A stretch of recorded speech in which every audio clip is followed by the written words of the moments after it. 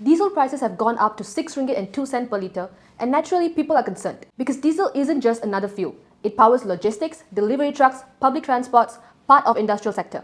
So when diesel prices increase, it doesn't just affect one group, it affects the wider economy and eventually everyday costs. So the question people are asking now is simple. Why not just subsidize more and keep diesel prices low? At first glance, that sounds reasonable.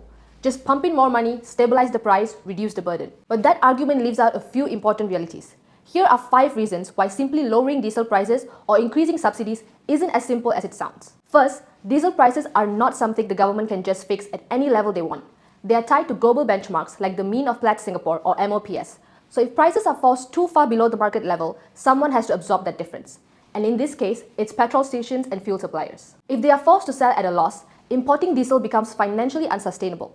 And when that happens, suppliers don't just continue as usual. They cut back, they reduce imports, some may even stop supplying altogether. So instead of getting cheap diesel, what you risk getting is no diesel. Which leads to the second point. Once supplies start to tighten, the effects don't stay within the fuel sector. Transport gets disrupted, logistics slow down, deliveries are delayed, businesses struggle to operate normally.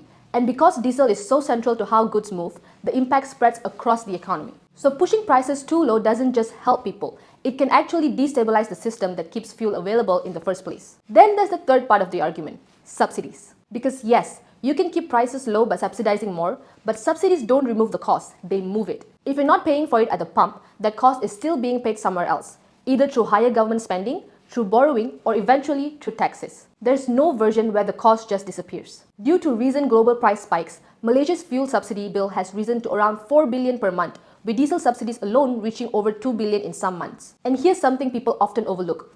Opportunity cost. Every ringgit spent on fuel subsidies is a ringgit not spent somewhere else, either on healthcare, education, infrastructure, or targeted welfare programs. Fourth, expanding subsidies creates another problem. It puts pressure on government finances. Malaysia is already managing a fiscal deficit, and fuel subsidies are one of the largest components of government spending.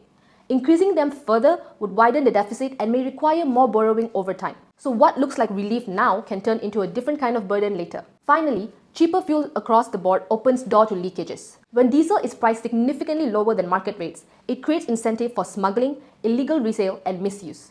Before targeted subsidies were introduced, millions of litres of subsidized diesel were estimated to be misused or smuggled daily.